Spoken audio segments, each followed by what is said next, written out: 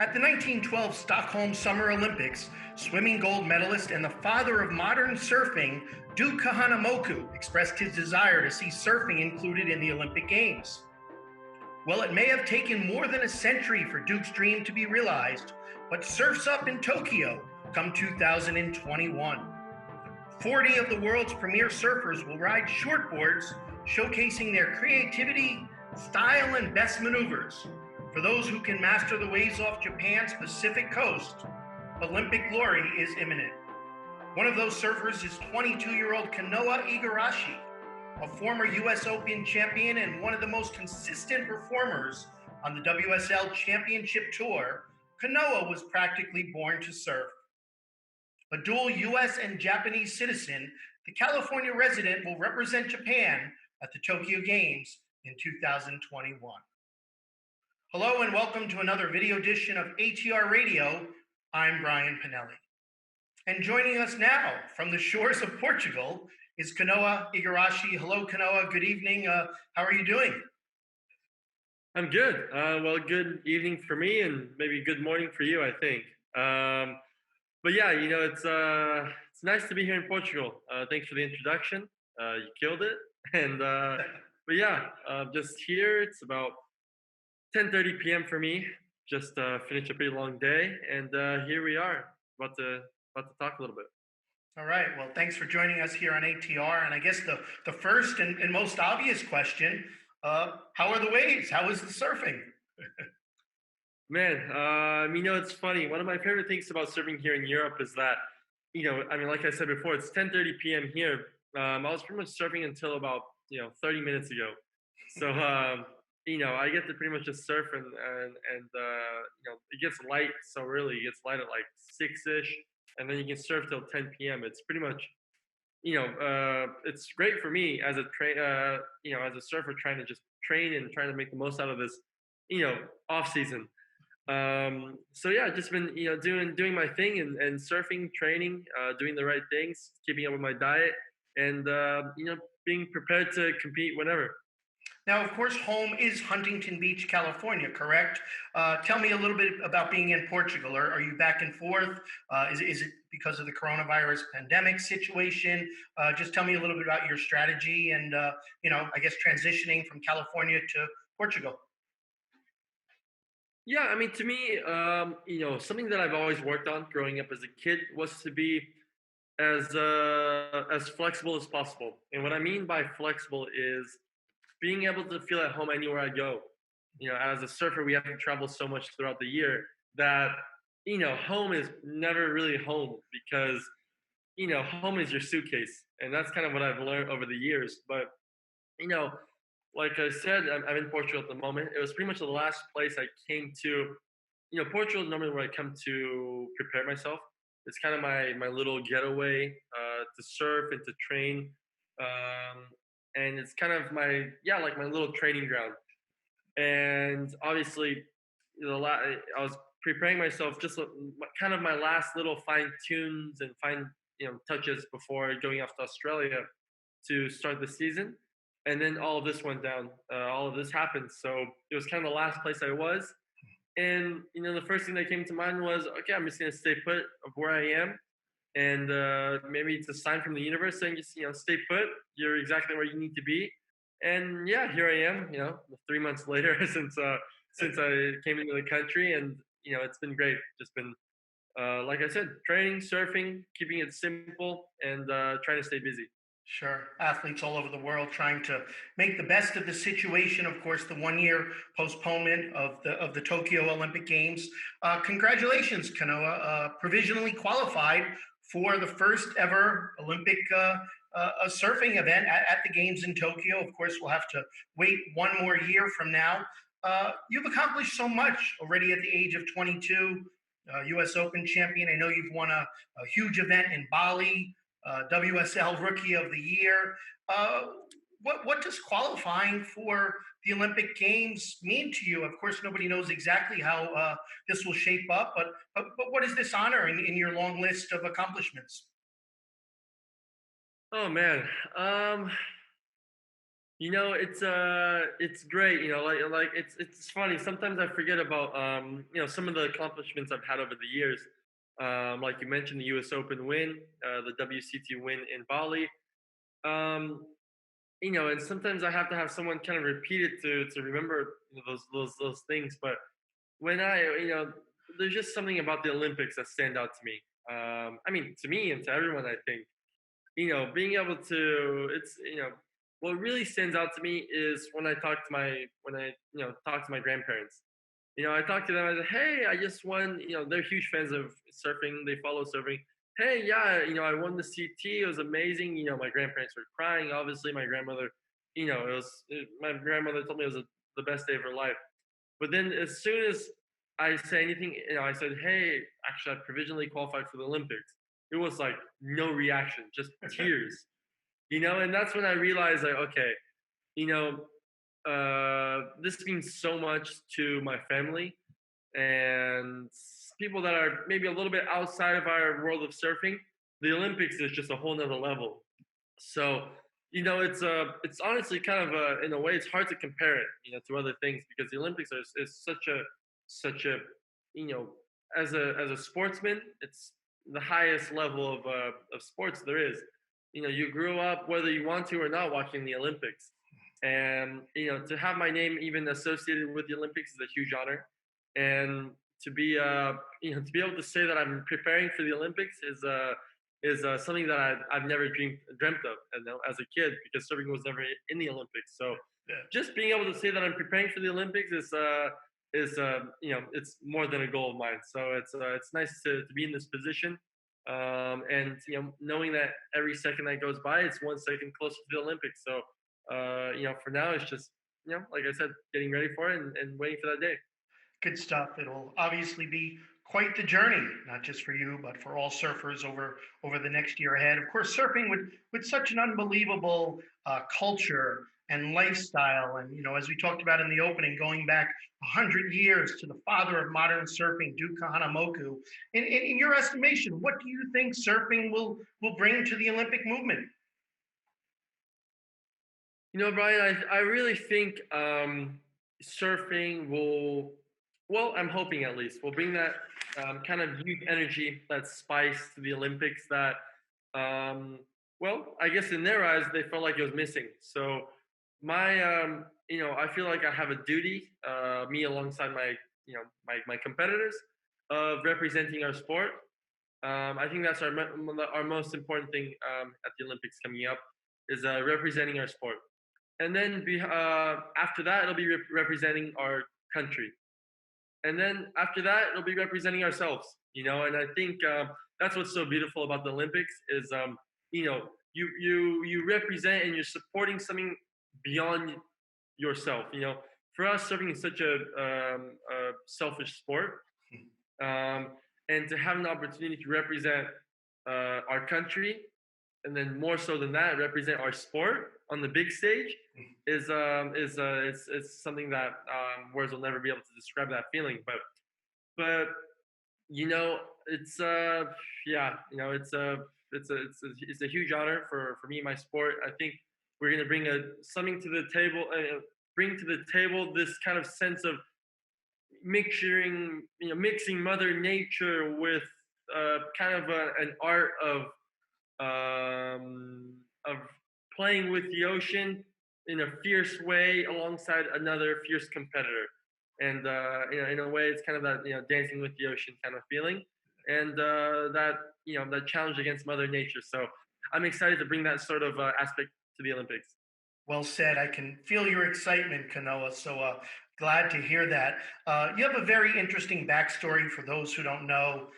Your parents emigrated from Japan to California when you grew up surfing in California. I know, age 3, winning competitions a couple years later, and now fast forward 20 years, you're, I believe, number 6 on the WSL championship standings, ahead of stars like John Florence and the legend Kelly Slater. Maybe slightly behind Kalohi Andino, who's also qualified for the U.S. So you potentially could have represented the United States, but you've opted to represent Japan. Tell me about a little bit about this decision and why you chose to represent Japan.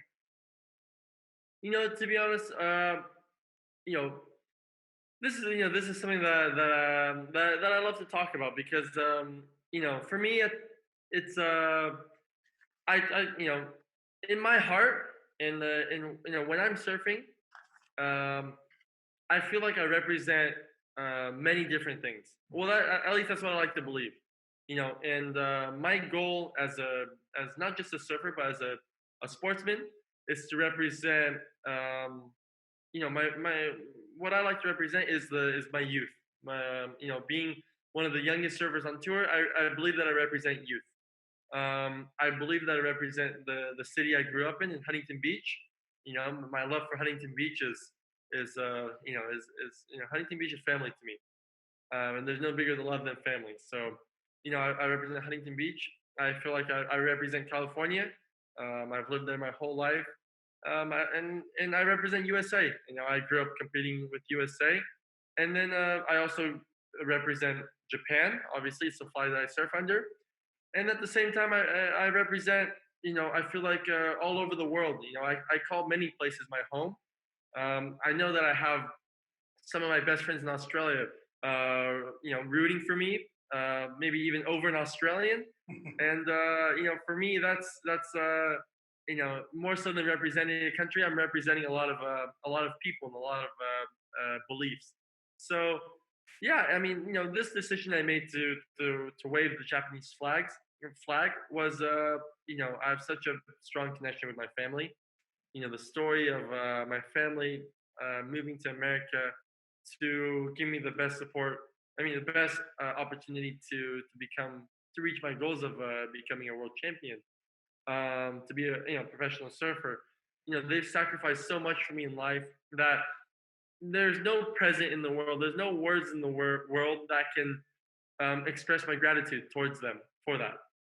And to me, representing their home country, representing our blood of Japanese is, my way of honoring my parents.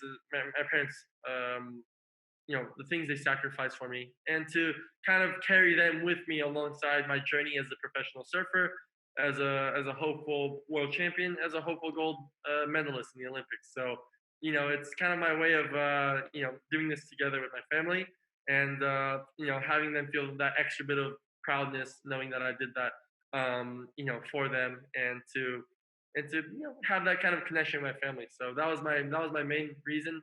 And I can go on talking about this all day, but that's kind of how it is in short. Well said, Kano. If you want, we could extend the interview for 2 hours. I know you probably have to be up in the morning early surfing, so I appreciate the abridged version, although obviously very fascinating. Let's talk a little bit about the Olympic venue, Shidashida, Surigasaki Beach. It's about 100 kilometers, for those who don't know, southeast of Tokyo, so not that far away from the Japanese capital. I know you've surfed there quite a bit. What can you tell us about the beach, the waves, the surf? How do you think this will set up as the very first Olympic surfing venue? Well, it's funny. This beach has I mean, starting off from, not just saying the fact that the Olympics is so special for me because it's, surfing's debut, um, and that's a whole nother world right there. But then it's already so special. But then mixing in the fact that the beach that it's going to be held at was a beach that my dad actually discovered with his friends. They came, my dad was an avid surfer back in the day, and yeah, and I want to say maybe what 30, 40 years ago, that's when they started discovering surf spots, and surfing was not really a thing in Japan back in the day. So my dad would tell me, my dad would 10 years ago would take me surfing there. For me, whenever I went to Japan, that's where I surfed, and it's where my dad had his first competition, where my dad learned how to surf, where my dad, won the national championship. For my dad, there's already a very special connection that he has with that beach. And then for my dad, to see the joy that he got out of just me surfing with him there was already one huge thing. And then, I'm sure you can imagine the emotions that my dad felt when that beach was announced for the Olympics, the explosion of emotions that my dad must have felt and is still feeling must be something that he'll never be able to describe. But to be able to share that kind of special connection with my dad is it means a lot. And whenever I go there, and I've already competed there many times, I feel like I have a very special connection with that specific beach. And it's very it's very funny how life is does a circle like that. And I'm even more so for my dad. I'm sure it must be a a pretty crazy feeling. Very nice stuff. Great to hear that, Kanoa.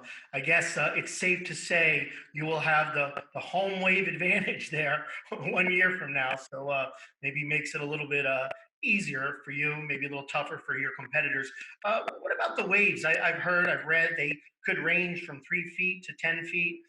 Maybe not as huge as other places you guys serve. If the waves aren't real big, how does that affect the competition? Does it breed for more creativity?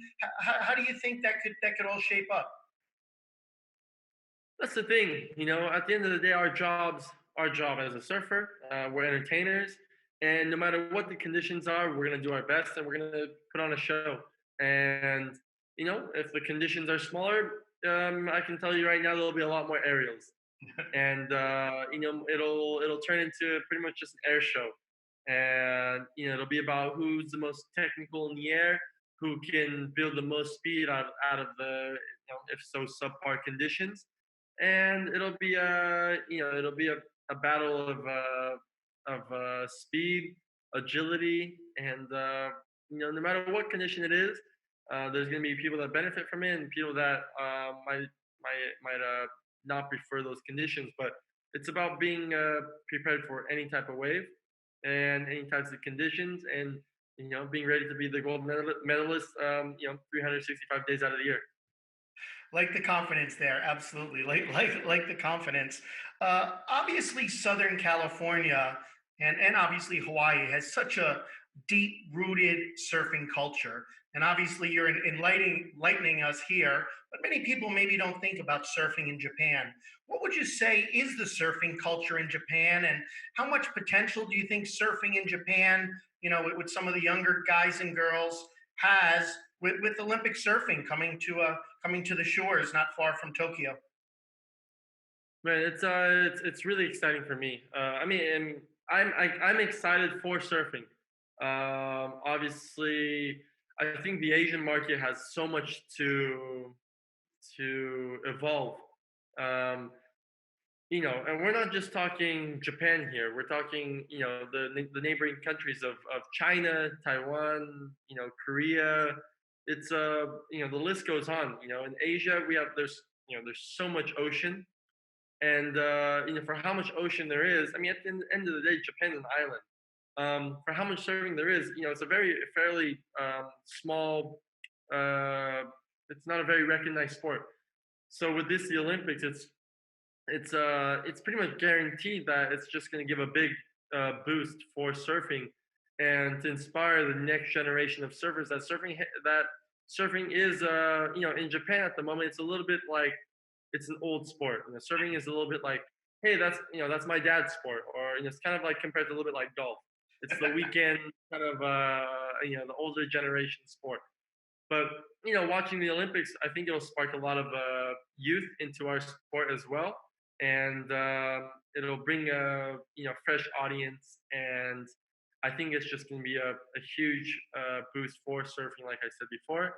And I'm excited to see, especially with wave pool technologies and everything, and hopefully I can have even 1% part in representing surfing to this new market of the youth, and to see if I can inspire a few kids, and that would just make my career as a surfer.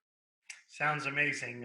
Well said as well, Kanoa. Is there any downside to Olympic surfing? I mean, maybe some of the purists, some of the traditionalists will say, surfing is between man and ocean and doesn't need to be performed in front of millions of people watching, competing for medals. A lot of people are excited about this, but I guess there might be some mixed opinions. Your thoughts on this? Might this make surfing too mainstream?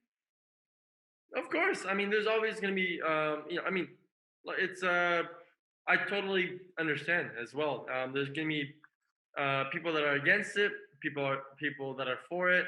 It's like, to me, it's a little bit like, your son going off into, like an overseas, a college overseas, maybe doing a transfer to a college in Europe. And that's kind of what it is. It's like you're kind of watching your son evolve and become a man, and that means that's less. Maybe that could be less time with you, and that changes, and changes is scary. And I think that's kind of what it is a little bit. Surfing. As a surfer, and for us as surfers, it's our little baby. It's why we love surfing is it's because I mean, we can share it with our friends. The ocean's there for us. It's kind of the way we, like I said before, it's how I finish my day. It's how I start my day. It's my morning coffee. Whether I'm a competitor or not, it's just what makes me happy. And then, yeah. So of course, there's gonna be that feeling of seeing the sport evolve. And maybe there'll be more people in the water. The ocean's not going to be as private, but it's just the natural path of a growing sport like surfing. It's you have a sport so great, it's pretty much hard to just cage it up, in a in a little bag. It's a beautiful sport, and I think sooner or later it was always going to do have this kind of evolution. So I think we're just going to have to let it do its thing, and I'm excited to see the future for it. Nice. Not to get too far ahead of ourselves. Okay, let's get too far ahead of ourselves. I know everybody's looking forward to Tokyo, step one, but for the Paris 2024 Olympic Games, surfing will be held some 3,000 miles away in Tahiti, the famed swells of Chopu. I mean, this is a surfing mecca. You're a young guy, obviously. Thoughts on surfing going to Tahiti? What will that be like? You know, Man, it's funny that it's amazing how organized the Olympics are in planning. Planning something 4 years ahead is not easy. And it's crazy to see how fast and how much. I mean, it goes to show how much preparation goes into an Olympics, and many logistics and many moving parts. So, and saying that, I'm really excited to have that kind of contrast from Japan to Tahiti. It really is the Olympic spirit of evolution, of contrast, and if if you want to be a gold medalist, you got to be good 365 days out of the year. If you want to be a multiple gold medalist, you have to be good in 365 days out of the year in anywhere around the world. So these are challenges, and it'll definitely well, if you can win two of these gold medals, you're definitely undoubtedly the best in the world. So it's cool to see that kind of challenge, and I'm excited. I love Tahiti, so let's see how it all pans out. But Kanoa, what we really want to know. I mean, come on, tell us more about the swells of Chopu. A guy like you, do you get a little intimidated, possibly? Oh, I mean, Tahiti is one of the scariest waves in the world. There's no hiding from that. I think everybody in the world can agree with me that it's I'd say it's top five scariest waves I've ever surfed. But that's what makes it exciting and interesting. I think Japan will be more about the surfers overpowering the waves, and to be able to kind of take control and kind of grab the bull by its horns kind of sense. Where Tahiti will be more man versus ocean, and the ocean will kind of have the last laugh. And so it'll be funny. It'll be exciting to see who's going to have that connection, who's going to have that kind of that kind of tunnel vision of kind of nothing's going to stop me. I'll go on any wave. I'll risk it all on the line for this gold medal. It'll, like I said before, there are two different ways of winning, and may the best surfer win on each of those days. but yeah, I think everyone's gonna be a little bit intimidated, and it'll definitely separate the men from the children. I've got about two more questions, Kanoa. It's not past your bedtime. I know you want to be up at sunrise to catch the best waves. Is that okay? No worries, no worries. I'm here. I'm loving it. This is European time here, so Of course, with everything's later. yeah, of course, with the coronavirus pandemic, the postponement of the Tokyo Games 1 year, it's the same situation, perhaps more challenging for some than others. Uncertainty in the sports world. We don't know in the fall across all sports what competitions will happen, which will be able to proceed. Can you, at this point, kind of make a game plan for the next year leading up to the Tokyo Games, or is it just to use the old cliche, one day at a time? Um, I actually hate that cliche. The one day at a time. Me It's too, I hear it too much. I as don't a even understand journalist. it. Yes. But for me, I want to make the most out of this time possible.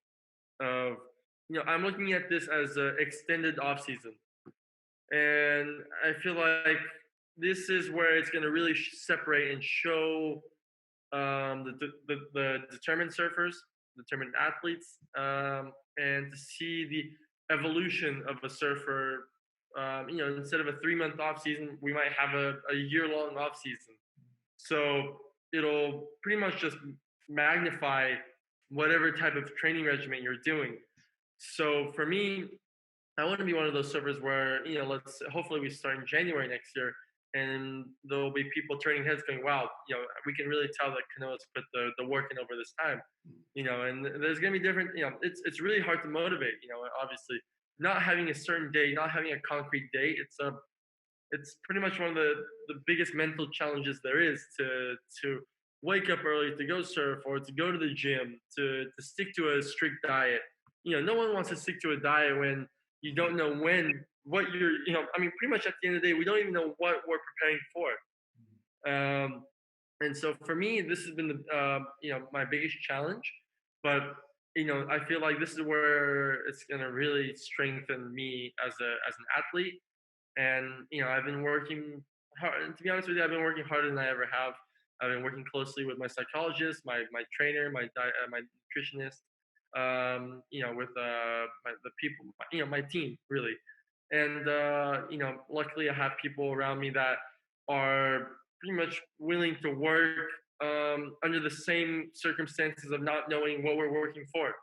And that's why I can thank my team to have that kind of motivation, even when I don't have the motivation. So it's great to have this time to really hone in on some little things that I've always wanted to work on. And I guess in January when everything starts back up, we'll be able to see if the work that I put in panned out or not. All right. Uncertain times for all, and hoping for the best for all athletes with dreams of the Tokyo Olympic Games. Kanoa, last question. I'm going to challenge you a little bit here. Obviously, the situation is situational. We don't know exactly what to expect 1 year from now, but let's say you're there at Shidashida at the venue. The waves are breaking. What do you think it will take from you to be one of the first three men's or first six Olympic surfing medalists 1 year from now off the coast of Japan? I think it's going to take a lot of mental strength. I think that's something that I'm really focusing on. Just being able to perform under that pressure. We're going to be feeling pressure that we've never felt before. Olympic pressure. That's something that is it's a famous term. It's not just that pressure of talking in front of your schoolmates or that feeling nervous about little things in life that we all feel anxious and nervous about. This is the real deal. This is the big stage here of knowing that there's not just thousands of eyes on you. There's millions and billions, and you could be potentially writing history. Be put in the history book. So for me, I don't feel any pressure at the moment. as we're speaking.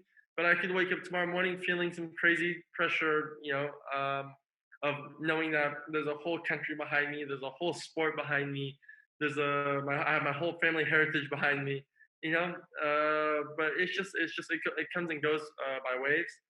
And I just want to make sure I'm prepared mentally. Obviously, physically is very important, but I believe that if my mental game is there, that everything else will follow. All right, great stuff, Kanoa. Look forward to seeing you at Surigasaki Beach 1 year from now. Should be exciting stuff. All the best. Good luck with training and preparation, and thanks for the time here on ATRadio. Brian, appreciate it. Thank you for your time. And thank you for joining us on this video edition of ATRadio. I'm Brian Pinelli. For more than 25 years, AroundTheRings.com, your best source of news and information about the Olympic movement. Have a great day, everybody.